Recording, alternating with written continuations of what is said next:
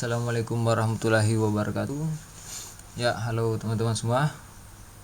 Kali ini kita akan belajar tentang algoritma yang berbasis probabilitas.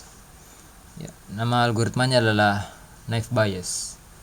Mungkin kita akan mencari informasi di Google ya untuk terkait algoritmanya. Jadi kita akan mencari tutorial hitung manual.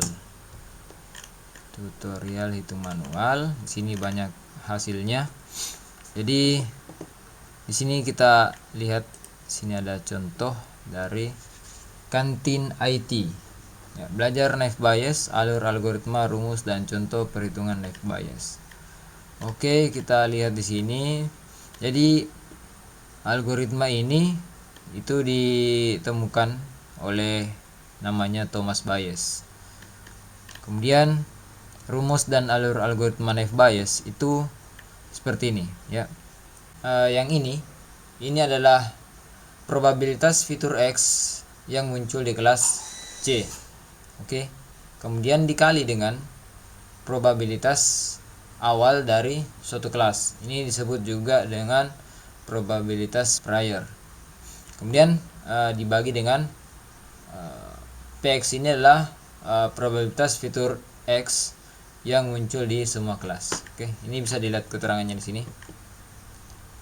Oke, jadi adapun alur dari metode naive Bayes sebagai berikut: menghitung nilai peluang kasus baru dari setiap hipotesa dengan kelas label yang ada di PCI atau kelas ke I ya. Ini kalian bisa ikuti alurnya.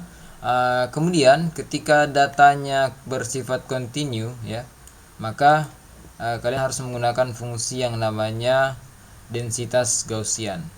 Kita akan jelaskan di video lain untuk penggunaan rumus ini. Jadi ini tadi rumusnya. Jadi untuk mencari nilai posterior itu sama dengan nilai prior dikali dengan likelihood dibagi dengan evidence. Oke, jadi kita langsung masuk ke contohnya saja ya. Jadi kita di sini dihadapkan dengan suatu data, di mana datanya itu adalah untuk mendirikan perumahan ya. Telah dihimpun 10 aturan data dari 4 atribut yang digunakan, yaitu ada harga, ada jarak, adanya transportasi umum di daerah tersebut, kemudian keputusan apakah daerah tersebut cocok untuk dibangun lokasi perumahan. Oke. Yang dicari di sini adalah suatu daerah dengan harga mahal, tetapi jarak pusat ke kota itu kriterianya sedang. Kemudian ada angkutan umum. Maka tentukan daerah tersebut untuk dipilih mendirikan perumahan. Jadi inilah data kita, inilah data setnya. Ini akan kita masukkan ke dalam program. Kemudian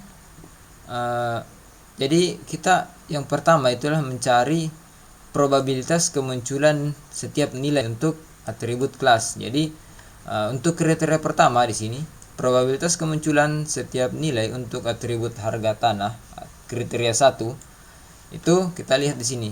Untuk harga murah ya, kita cari jumlah kejadian atau jumlah kelas murah, jumlah kriteria murah itu di kelas iya.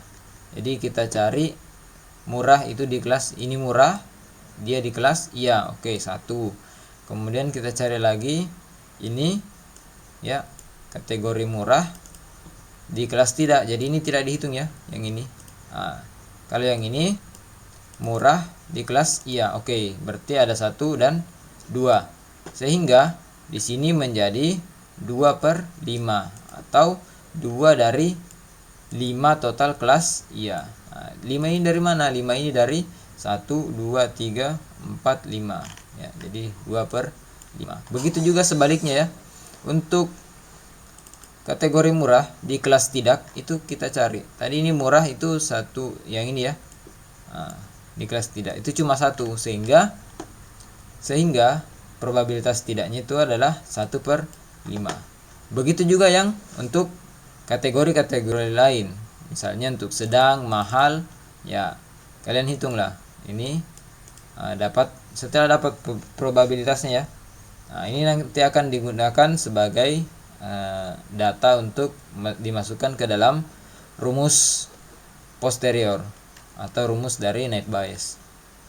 Begitu juga untuk kriteria selanjutnya. Ada dekat, sedang, jauh. Misalnya jauh, ini 0 ya. Kenapa 0 di sini? Kita lihat apakah kelas jauh ini ada di kelas apakah kategori jauh ini itu ada di kelas iya. Kita cari ya. Untuk jarak dari pusat kota, ini jarak dari pusat kota, kita cari jauh. Ini ada di kelas tidak. Oke, jauh di kelas tidak, jauh di kelas tidak, jauh di kelas tidak. Sehingga jauh untuk kelas iya ya itu tidak ada, makanya di sini menjadi 0/5. Kemudian di sini jauh, sebaliknya untuk kategori jauh di kelas tidak itu ada jumlahnya 4/5. Coba kita lihat jauh 1, 2, 3, 4 ya. Jadi ada 4/5. Oke, begitu seterusnya ya teman-teman. Kemudian kalian juga jangan lupa mencari untuk kategori iya di kelas iya.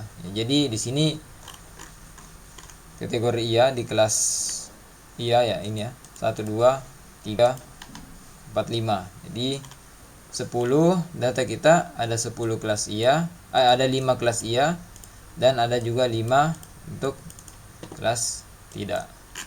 Ya, makanya di sini 5 dapatnya probabilitasnya adalah 1/2 dan probabilitas tidak itu 1/2. Oke. Kemudian kita berdasarkan data tersebut yang sudah kita dapatkan, maka yang ditanyakan adalah bagaimana jika harga tanah itu mahal, kemudian tetapi jarak dengan pusat kota itu sedang dan ada angkutan umum. Sehingga dapat dihitung likelihood iya ya. Likelihood iya itu ada 1/5 dikali dengan 2/5, 1/5 dikali dengan 5/10. Dari mana angka-angka ini? Ya, kita lihat untuk kategori mahal ya, likelihood iya itu 1/5. Coba kita lihat. Ya, untuk mahal ya di kelas iya itu ada 1/5. Seperti itu. Sehingga di sini 1/5. Begitu juga ini 2/5, 1/5. Coba kita lihat sedang 2/5 ya untuk di kelas iya. Sedang 2/5 untuk di kelas iya. Sehingga seperti ini juga 1/5 untuk adanya angkutan umum di kelas iya. Adanya angkutan umum di kelas iya ini ya, 1/5. Oke. Nah, kemudian ada juga 5/10. 5/10 ini dari mana? Ya, ini adalah yang ini ya, probabilitas kemunculan setiap nilai untuk atribut perumahan 1/2 ya. Ini 5/10 itu sama dengan 1/2 atau 5 ya, kalau disederhanakan itu jadinya 1/2. Sehingga nanti hasilnya adalah 1/1/125. Hasilnya 0,08. Ya, begitu juga untuk likelihood 3 ya, yang likelihood tidak, sehingga didapatkan hasil 9/250 itu sama dengan 0,036. Jadi hasilnya adalah tidak disimpulkan bahwa lokasi tersebut tidak dibangun perumahan. Oke. Ya, sampai sini semoga teman-teman paham. Jadi next video kita akan melakukan proses coding. Kita coba mengimplementasikan berdasarkan data ini ke dalam codingan sederhana dari naive Bayes ya.